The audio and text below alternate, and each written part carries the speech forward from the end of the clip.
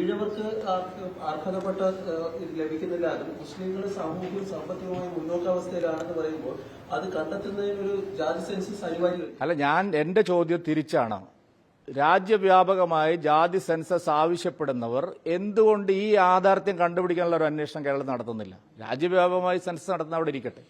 കേരളത്തിൽ എന്തുകൊണ്ട് പിന്നോക്ക ജാതിക്കാർക്ക് ലഭിക്കുന്ന സംവരണാനുകൂല്യം മതന്യൂനപക്ഷങ്ങൾക്ക്, പ്രത്യേകിച്ച് മുസ്ലിം മതന്യൂനപക്ഷങ്ങൾ അത് അപഹരിക്കുന്നു? ഇത് ചർച്ച ചെയ്യട്ടെ, മാധ്യമങ്ങൾ ചർച്ച ചെയ്യട്ടെ, രാഷ്ട്രീയ പാർട്ടികൾ ചർച്ച ചെയ്യട്ടെ, അല്ലെങ്കിൽ ഒരു അന്വേഷണം നടത്തട്ടെ, ഒരു കമ്മീഷനെ വെച്ചിട്ട് പരിശോധിക്കട്ടെ. ഇത് കേരളത്തിൽ ഉയർന്നു വരുന്ന ഒരു പ്രധാനപ്പെട്ട ചോദ്യമാണ്.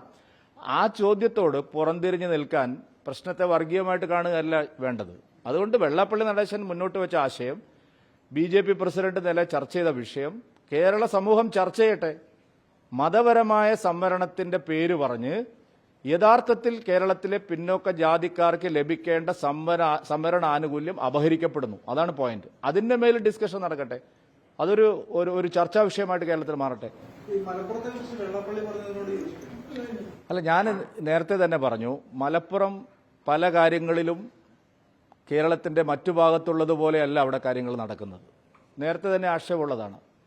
നമ്മളിപ്പോൾ ശബരിമല വ്രതം നോൽക്കുന്ന കാലത്ത് കടകളിലൊന്നും നിർബന്ധപൂർവം അവിടെ വെജിറ്റേറിയൻ കച്ചവടമേ നടത്താൻ പാടുള്ളൂ എന്ന് പറയാറില്ല. പക്ഷെ മലപ്പുറം ജില്ലയിൽ ഒരു മാസം ഒരു തുള്ളി വെള്ളം ഒരാൾക്ക് ലഭിക്കില്ല. എന്തൊരു ഫാസിസ്റ്റ് സമീപനമാണിത്! നാം വ്രതം എടുക്കുന്നു, നമ്മൾ കുടിക്കുന്നില്ല. പക്ഷെ ഒരു മാസം മലപ്പുറം ജില്ലയിലും കോഴിക്കോട് ജില്ലയിലെ പല സ്ഥലങ്ങളിലും, ഞാൻ എൻ്റെ നേരെ അനുഭവം പറയാം, ഒരു മാസം ഒരു തുള്ളി വെള്ളം ലഭിക്കുന്നില്ല. നിങ്ങൾ ഒരു പുരോഗമന പാർട്ടിക്കാരും അതിനെക്കുറിച്ച് സംസാരിക്കുന്നേയില്ല. ഇപ്പോൾ മലപ്പുറം ജില്ലയിൽ വാക്സിൻ എടുക്കുന്നില്ല, വലിയ തോതിലുള്ള പ്രചരണം നടക്കുന്നു. ഇവിടെ അതൊരു ചർച്ചാ വിഷയമേ ആവുന്നില്ല.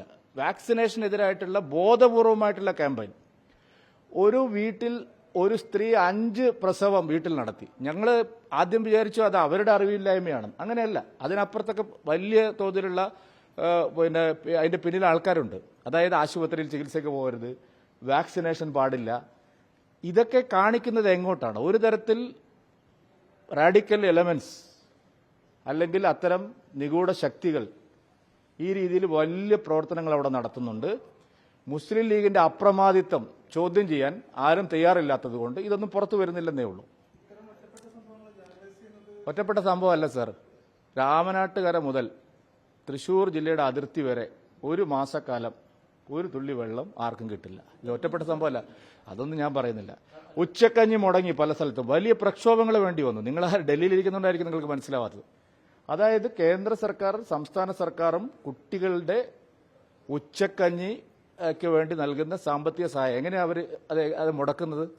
രക്ഷാകർതൃ സമിതി എന്ന് പറഞ്ഞുകൊണ്ട് അവർ പല സ്ഥലത്തും യോഗം കൂടി തീരുമാനമെടുക്കുകയാണ്. ആ തീരുമാനത്തെ ചോദ്യം ചെയ്യാൻ അവിടെ ന്യൂനപക്ഷമായിട്ടുള്ള രക്ഷിതാക്കൾക്ക് സാധിക്കുന്നില്ല. ഇതെല്ലാം പച്ചയായ യാഥാർത്ഥ്യങ്ങളാണ്. നമ്മൾ കണ്ണടച്ചിരട്ടാക്കിയതുകൊണ്ട് കാര്യമില്ല.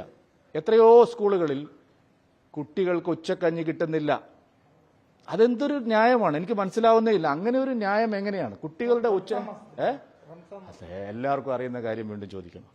ഈ ഒരു മാസം എന്ന് പറഞ്ഞാൽ അവിടെ എന്തുകൊണ്ടാണ് ഉച്ചക്കഞ്ഞി മുടങ്ങുന്നത്? അപ്പോൾ ലീഗുകാർ പറയുന്നത് ഞങ്ങളല്ല ഇതിന്റെ പിന്നിൽ, ഞങ്ങളെ രക്ഷാകർതൃ സമിതിയാണ്. ആരാണ് രക്ഷാകർതൃ സമിതി? അപ്പൊ നിർബന്ധിച്ചാണ് കടയടപ്പിക്കുന്നതെന്ന് ചോദിച്ചാൽ ആരും നിർബന്ധിക്കുന്നതായിട്ട് നമ്മൾ കണ്ടിട്ടില്ല. പക്ഷെ കടകളൊന്നും തുറക്കുന്നില്ല. അത് ശരിയായ ഒരു സമീപനമല്ല. പുരോഗമന പാർട്ടികൾ തന്നെ അതിൽ രംഗത്ത് വന്നിട്ട് അതിനെതിരെയുള്ള സമീപനം എടുക്കണം. വലിയ പുരോഗമനം പ്രസംഗിച്ചാൽ പോരാ. നേരത്തെ ഉണ്ടായിരുന്ന കാര്യത്തിൽ ഒരു വ്യക്തത തന്നെയാണ്. ഈ പഠനത്തിന് ഒരു കമ്മീഷനെ വെക്കാൻ വേണ്ടി ഞാൻ പറഞ്ഞല്ലോ. അല്ലല്ല, എന്റെ ചോദ്യം അതാണ്. ഞാനിപ്പോ രാജ്യത്താകമാനം ജാതി സെൻസസ് നടത്തണമെന്ന് വീറോടെ വാശി പിടിക്കുന്നവര് കേരളത്തിലെ പിന്നോക്ക ജാതിക്കാർക്ക് ലഭിക്കുന്ന സംവരണാനുകൂല്യം നഷ്ടപ്പെടുന്നതിനെക്കുറിച്ച് പഠിക്കാൻ പോലും തയ്യാറാവുന്നില്ല. അതാണ് ഞാൻ പറഞ്ഞതിന്റെ അർത്ഥം. അപ്പോൾ തന്നെ ഗവർണറായിട്ട് വിഷയത്തിൽ ഇപ്പോൾ സുപ്രീം കോടതി വിധി വന്നിട്ടുണ്ട്. അപ്പം കേരളത്തിലും കോടതിയിൽ കേസുണ്ട്. അതിൽ വിഷയം ഞാൻ പ്രതികരിക്കുന്നില്ല. സുപ്രീം കോടതി വിധിയെ സംബന്ധിച്ച് അതിന്റെ വിശദാംശങ്ങൾ പൂർണ്ണമായിട്ടും മനസ്സിലാവുന്നതുവരെ പ്രതികരിക്കാൻ എനിക്ക് സാധിക്കില്ല. പിന്നെ no, it is all. In 2019, first notice has gone. After that, 2 times notice has gone. Before Ampurans release, the notice has gone. Politicizing this is not reality, not the reality.